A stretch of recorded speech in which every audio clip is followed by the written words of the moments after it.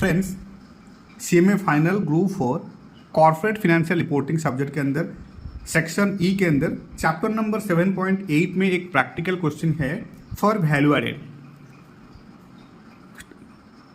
Statement of value added. ये practical question है and very very important practical question. ये इतना इंपॉर्टेंट है, सीएमए फाइनल ग्रुप 4 के अंदर 3 सब्जेक्ट के अंदर ये टॉपिक को दिखने को मिलेगा। सीएफआर के अंदर, देन एसपीएमबीवी के अंदर, then cost and management audit के अंदर 3 सब्जेक्ट के अंदर ये टॉपिक है, इसलिए बहुत इंपॉर्टेंट है। एक बार तो अच्छे से कॉन्सेप्चुअल क्लैरिटी होना चाहिए ये वैल्यू एडेड के ऊपर, वैल्यू एडेड रिपोर्ट कैसे प्रिपेयर किया जाता है।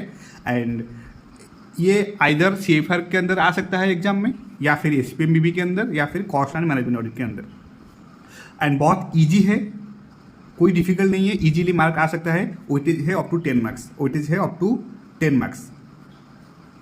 बहुत इंपॉर्टेंट है and very easy also, comparatively बहुत इजी। क्या है value added? See, this is a one type of financial report, right, that shows how much value means what, wealth has been created by an enterprise through the utilization of its capacity, capital, manpower and other resources. Then how it is allocated among the different stakeholders, या फिर claimants, whatever the name called, or you can say distribution to employees, distribution to lenders, distribution to different shareholders, government, etc. within an accounting period. और simply कहा जाए तो these are the financial report that show how a business creates value and distribute that wealth to diverse stakeholders, employees, shareholders, government and different parties, creditors, and the wealth retained in the enterprise are among the diminished stakeholders, right? And value added statement का 2 types होता है, एक तो generation या फिर creation of value added and then distribution of value added, right. So step by step follow करना है। Step 1, पहले हमको वैल्यू क्रिएट करना है, जनरेट करना है। देन वो वैल्यू जो आया है after utilisation of manpower, capital, manpower, capacity etcetera, जो आया है वैल्यू, नेट वैल्यू क्रिएशन, वो वैल्यू क्रिएशन को फिर से डिस्ट्रीब्यूट करना है to different claimants. Different claimants in the sense to employees, to lenders, to shareholders, to government, and also for a business retained earnings, and also for loss of machinery etc. during the accounting period. Okay, so ऐसे ही fast हमको follow करना है step 1 that is creation या फिर generation of value added. First and most important, हमको पहले creation and value added generation करना है। Then step 2, distribution of value added to different claimants.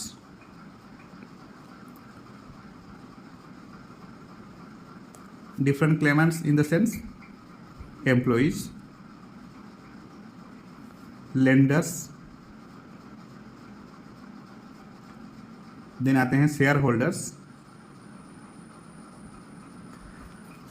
then government in the sense जैसे कि income tax पे करना है, ड्यूटीज एंड टैक्सेस देना है etcetera. Government and also business own retained earnings and also loss of machinery और asset etcetera, right. तो ऐसे ही स्टेप बाय स्टेप फॉलो करना है। First, step 1, creation and generation of value added. Then step 2, distribution of value added to different claimants, such as employees, to lenders, to shareholders, to government, and also for retained earnings and also for loss of machinery, etc. Right. So let's solve this illustration. See, यहाँ पर question के अंदर जो relevant नहीं है वो सब मैंने ऑलरेडी मार्क करके रखा हूँ, जैसे कि plant and machinery and debtor, creditor, ये सब जो plant and machinery, debtor, creditor, cash at bank, ये सब बैलेंस शीट का फिगर है जो कि यहाँ पर इसका कोई रिलीवेंट नहीं है। ये सिंपली एक फंड्स फ्लो है, राइट। प्रॉफिट एंड लॉस से थोड़ा सा डेवलपमेंट वर्जन है ये। This is one type of funds flow जहाँ पर कि वेल्थ कितना वेल्थ क्रिएट हो रहा है एंड कैसे वो वेल्थ को अच्छे से डिस्ट्रीब्यूट किया जा रहा है within the organisations. Okay, so यहाँ पर जो बैलेंस शीट रिलेटेड फिगर है वो सब रिलीवेंट नहीं है, तो इसलिए मैंने पहले से ही मार्क करके रखा हूँ, जैसे कि plant and machinery, debtor, payables, creditors, then cash at bank, then retained profits, opening balance, then ordinary share capital issue, right. इसे छोड़कर और बाकी जितना है वो सब एप्लीकेबल है। तो first and most important, first let's solve this question here. Solution to illustration number 1, right, section E, chapter number 7.8, value added statement, value statement, page number 379. Okay, so first and most important, हमको पहले heading लिखना है। Heading लिखना है value added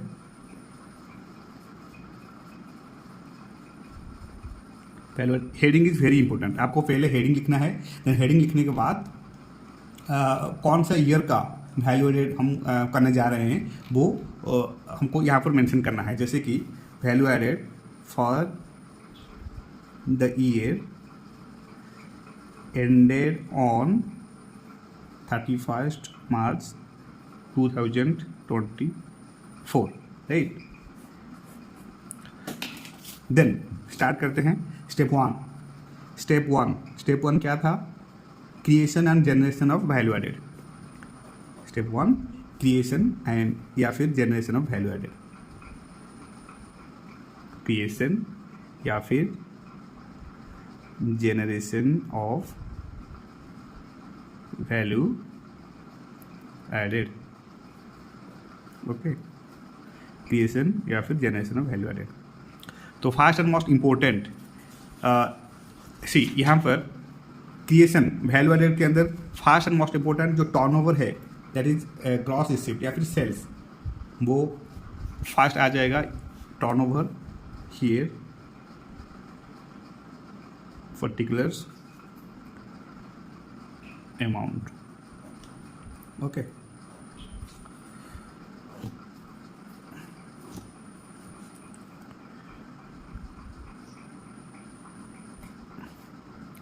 first and most important sales या फिर turnover.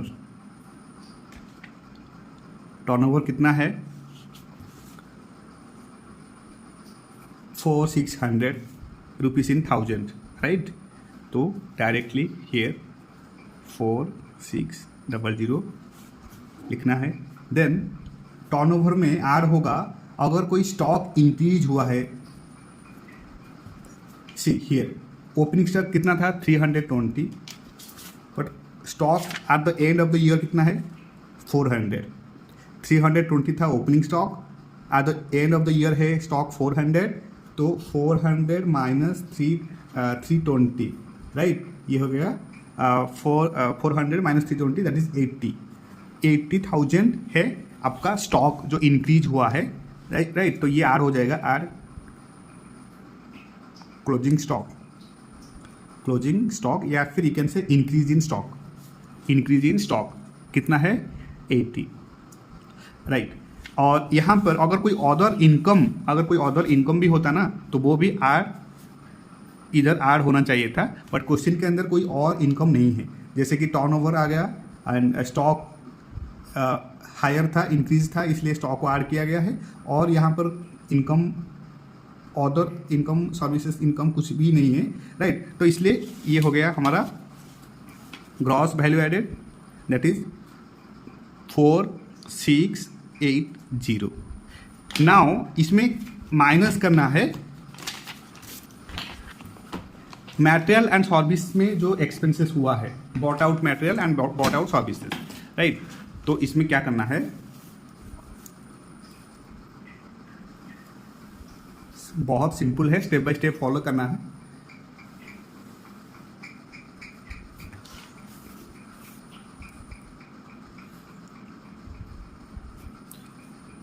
Particulars amount okay. तो जो फिगर आया था वो आया था कितना, 4680, राइट। तो इसमें लेस करना है cost of bought in materials and services, cost of bought in materials and services, cost of bought in materials and services, right. तो यहाँ पर क्वेश्चन के अंदर bought in materials and services, see fast here raw material purchase हुआ है, ये जो raw material purchase हुआ है ये cost of bought in materials 1250, इसको इधर लिखना है, रॉ मटेरियल्स परचेज्ड कितना 1250, right. Then printing stationery, here printing stationery कितना है 44, ये वाला प्रिंटिंग स्टेशनरी ऐड करना है,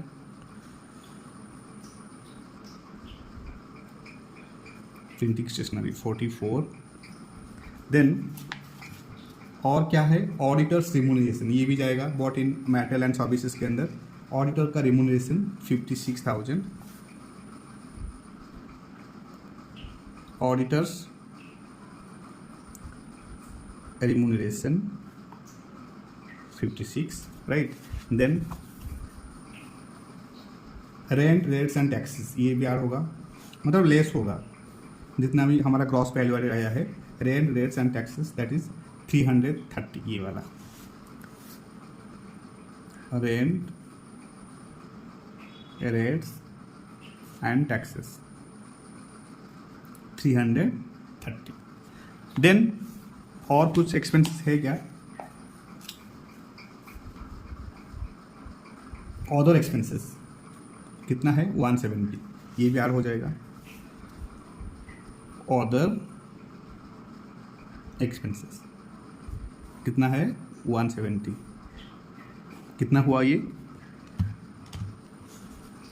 1250 प्लस 44 प्लस 56 प्लस 330 प्लस 170, 1850।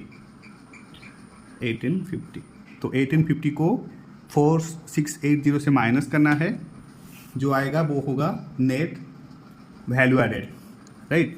तो 4680 माइनस 1850, ये आया कितना, सॉरी 4680 माइनस 1850, 2830, राइट। 2830, ये है net value added, net value added, okay. So here you can right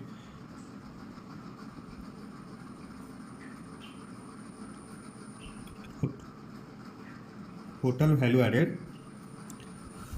2830 after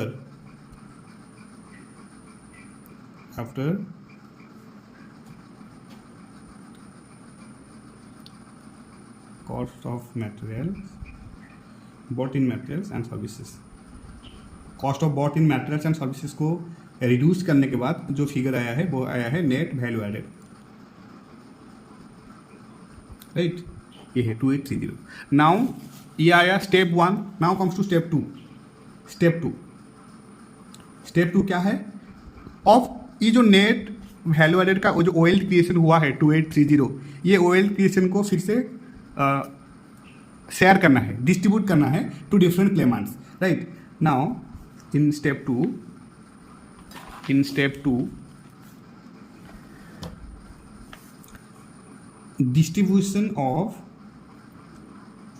distribution of value added distribution of value added, ये value added को distribute करना है to different claimants, right. First and most important to employees, employees को distribute करना है, ये first and most important things है to employees, right. तो एम्प्लॉय को डिस्ट्रीब्यूट करना है, employee here employees wages and salary in the form of wages and salaries, that is 654,000. So here wages and salaries, that is 654, right. Then employees state insurance, ये भी add होगा distribution to employees के अंदर, ये भी one of the part of the salary of employees, right. Employees state insurance, that is 70. Here employees state insurance, that is 70, ये आ गया। Then PF also part of the distribution of employees, PF contribution, that is 56,000, ये वाला। Here PF contribution 56, right। ये कितना आया distribution to employee, wages and salaries, employees and state insurance and PF contribution, राइट। ये है, ये तीनों है distribution to employees. 654 plus 654 plus 70 plus 56 कितना है 780, राइट। देन और कहाँ पर डिस्ट्रीब्यूट करना है टू एम्प्लॉइज के बाद, income tax for the year लिखा गया है, income tax for the year 552 means government को पे किया है 552 टू गवर्नमेंट अकाउंट, कितना है 552, राइट। तो हियर हमको मेंशन करना है to government account 552, right. Of कहाँ पर देना है, डिस्ट्रीब्यूट करना है कैपिटल्स, राइट। कैपिटल्स पे करना है हियर, इंटरेस्ट ऑन बोरोइंग्स, ये वाला इंटरेस्ट ऑन बोरोइंग्स, राइट। तो here to distribution of capital या फिर प्रोवाइडर्स ऑफ कैपिटल, कितना है प्रोवाइडर्स ऑफ कैपिटल के अंदर इंटरेस्ट ऑन बोरोइंग्स कितना है 80, इंटरेस्ट ऑन बोरोइंग्स कितना है 80। और कुछ है क्या distribution as capital, interest on borrowing के बाद क्लोजिंग स्टॉक तो हो गया। अच्छा here dividends to ordinary shareholders, that is 292, ये वाला 292 तो मेंशन करना है इधर डिविडेंड्स टू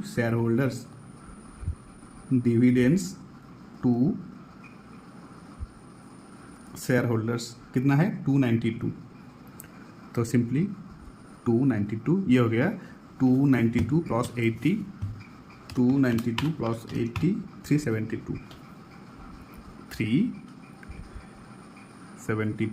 राइट। एक तो एम्प्लॉय को डिस्ट्रीब्यूट किया गया है, देन गवर्नमेंट, देन कैपिटल।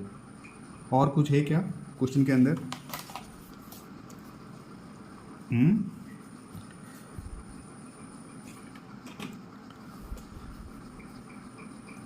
ये हो गया return profit for the year. अच्छा ये return profit for the year ये हो जाएगा री investment in business, right. Return profit for the year ये हो जाएगा री इन्वेस्ट इन बिजनेस, राइट। तो हियर अगेन हमको लिखना है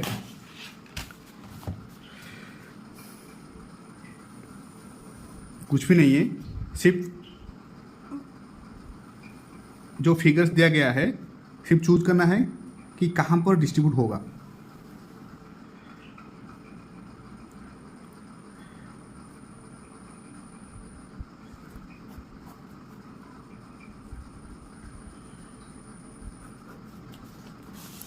then to reinvested in business, reinvested in business, to reinvestment in business। कैसे? Retain profit for the year कितना हुआ है 576, retain profit for the year 576 ये तो लिखना है return profit for the year, return profit for the year कितना है, return profit for the year 576। Then और कुछ है क्या, और कुछ है क्या? अच्छा ये depreciation on plant and machinery, ये वाला depreciation on plant and machinery that is 400 right, ये 400 depreciation on plant and machinery, ये भी हो जाएगा री investment in business. Depreciation on plant and machinery कितना है 400, ये कितना हो गया 576 plus 400 that is 976 okay. Now और कुछ है क्या? ये तो रिलीवेंट नहीं है, ये भी रिलीवेंट नहीं है, ये हो गया है, कैश रिलीवेंट नहीं है, कोचिंग स्टॉक हो गया है, क्रेडिटर डेप्टर रिलीवेंट नहीं है, dividend to ordinary share holder already taken, depreciation already taken, और एक है loss on sale of machinery right. Business के अंदर लॉस हुआ है सेल मशीनरी को सेल करने से, तो ये हो जाएगा पार्ट ऑफ द डिस्ट्रीब्यूशन, तो ये हो जाएगा loss on sale of machinery कितना है 150,000, loss on sale of machinery 150 direct लिख दो यहाँ पर राइट 150। तो इतना ही सब कुछ हो गया है। नाउ सी अब दिखना है कि ये जो हमारा वैल्यू एडेड आया था 2830, ये जो डिस्ट्रीब्यूट हुआ है ये वैल्यू के साथ मैच हो रहा है कि नहीं। अगर मैच हो जाता है तो ठीक है, अगर मैच नहीं होता है तो रॉन्ग है राइट। तो लेट्स सी, एम्प्लॉय को दिया गया है कितना 780 प्लस गवर्नमेंट अकाउंट को कितना दिया गया है 552, आर कर दो 552 राइट। देन टू डिस्ट्रीब्यूट किया गया है capital on the basis of interest on borrowing and dividends to share holders 372, ये आर होगा 372 1704, और हियर इन्वेस्टमेंट में री इन्वेस्टमेंट हुआ है बिजनेस के अंदर दैट इज 976 प्लस 976, और है loss on sale of machinery that is 150, कितना है 2830।